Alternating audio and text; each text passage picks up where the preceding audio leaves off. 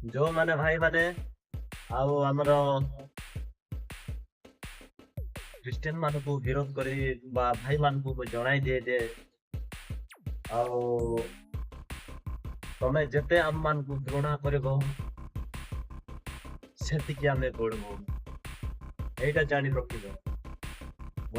ମୁଁ ଏମିତି କହୁଛି ଟିକେ ଶୁଣିଯାଅ। ଆମେ କଣ ପାଇଁ ଆପଣ ମାନଙ୍କୁ ଝଗଡା କରୁନାହିଁ ସେଇଟା ନିଜେ ନିଜେ ଅନୁଭବ କରିକି ଦେଖ।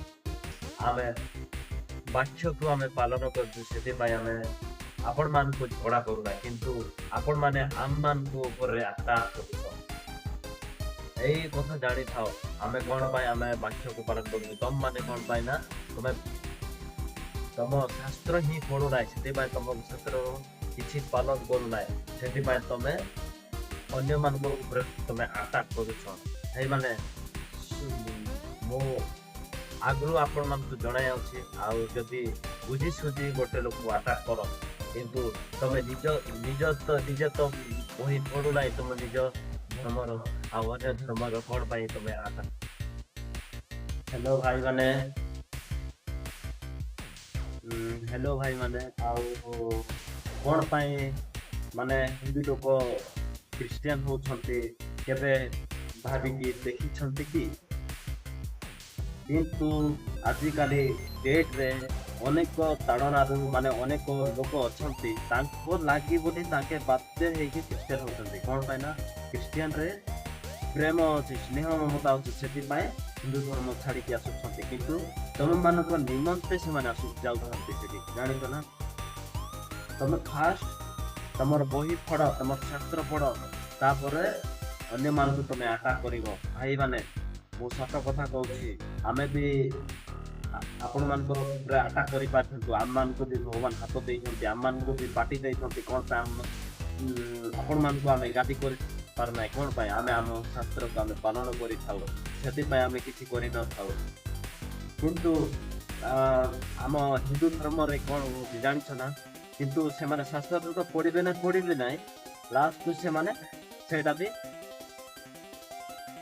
ବିନା ଆଟାକ୍ କରିଦିଅନ୍ତି ମାନେ ଆମ ହିନ୍ଦୁ ଧର୍ମକୁ ଏମାନେ ଧର୍ମ ପରିବର୍ତ୍ତନ କରୁଛନ୍ତି ଏମିତି ସେମିତି ମାନେ ଅନ୍ୟ ପ୍ରକାର କଥା କହିକି ସେମାନେ ଆଟାକ୍ କରିଥାନ୍ତି। ତମେ ଆମର ଖ୍ରୀଷ୍ଟିୟାନ ପରିବାରକୁ ଯେତେ ତମେ ଖରାପ କଥା କୁହ ଯେତେ ମାଡ଼ ମାର କିନ୍ତୁ ତାଙ୍କେ ସେ ଛାଡ଼ିବେ ନାହିଁ ଆଉ ଅଧିକ ତମ ପାଇଁ ବୋଲି ଆଉ ଅଧିକ ବଢିବେ ଏ କଥା ମନେ ରଖିଥିବ ଭାଇ। ଯେହେତୁ ତମ ଗାଁରୁ ବି ତୋଡ଼ି ଦିଅ ସେମାନେ ଦିନେ ହେଲେ ଦିନେ ପୁରା ତମେ ତଳେ ରହିବ ତାଙ୍କ ଉପରେ ଯିବେ ଜାଣିଛ ନା।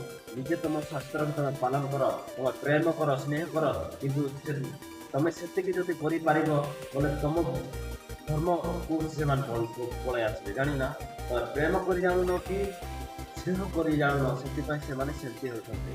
ନହେଲେ ଆଜିକି ଡେଟ୍ରେ କଣ ପାଇଁ ସେମାନେ ପ୍ରେମ କରୁଛନ୍ତି ଖ୍ରୀଷ୍ଟିଆନକୁ ମାନେ ପ୍ରଭୁ ଯୀଶୁ କଣ ପାଇଁ ପ୍ରେମ କରୁଛନ୍ତି କିନ୍ତୁ ଆମ ହିନ୍ଦୁ ଧର୍ମରେ ସ୍ନେହ ନାହିଁ ପ୍ରେମ ନାହିଁ ସେଥିପାଇଁ ମାନେ ଅନେକ ବେଶୀ କରି ଗାଁ ଗହଳିଆରେ ଆମେ ବି ଟାଉନ ଜାଗାରେ ତ ସେମିତି କିଛି ନାହିଁ ଟାଉନରେ ତ ଆମେ ଅଛୁ ସେମିତି କିଛି ଘଟଣା ଘଟି ନାହିଁ ଆଉ ଅନ୍ୟମାନେ ଯାଆନ୍ତୁ କିଛି ଘଟଣା କିନ୍ତୁ ଗାଁ ଗହଳିଆରେ ସେମିତି ମାନେ ନିଜକୁ ଦେଖେଇ ହୁଅନ୍ତୁ ନିଜକୁ ଗର୍ବ କରନ୍ତି ତାଙ୍କେ କିନ୍ତୁ ନିଜେ ସେମାନେ ବୁଝିପାରନ୍ତି ନାହିଁ ମାନେ ଗୋଟେ ଦେଖେଇ ହେବେ ତାଙ୍କେ ମୁଁ ଏମିତି କଲେ ସେମିତି ହେବେ ମାନେ ପାଠ ସାଠ ପଢ଼ିବି କିଛି ଲାଭ ନାହିଁ ମାନେ ଗୋଟେ ବୁଝ କିନ୍ତୁ ଟିକେ ବି ପାଠ ପଢିଥିଲେ ବି କିଛି ନାହିଁ କିନ୍ତୁ ଶାସ୍ତ୍ରକୁ ଟିକେ ଜ୍ଞାନ ଯଦି ପଢିଥାନ୍ତ ବୋଲେ ଅନ୍ୟମାନଙ୍କ ଧର୍ମରେ କେବେ ବି ଆଟାକ୍ କରିନ ଯଦି ତମ ଶାସ୍ତ୍ର ଯଦି ସତ୍ୟ ଅଟନ୍ତି ହେଲେ ତାହେଲେ ତମେ ଆଟାକ୍ କରିନଥାନ୍ତ ତମେ ପ୍ରେମ କରିଥାନ୍ତ ଜାଣି ମୁଁ ଏଇ କଥା କହିବା ପାଇଁ ଚାହେଁ କିନ୍ତୁ ମୋ କଥା ଟିକେ ଟିକେ ଯାଇପାରିଥାଏ।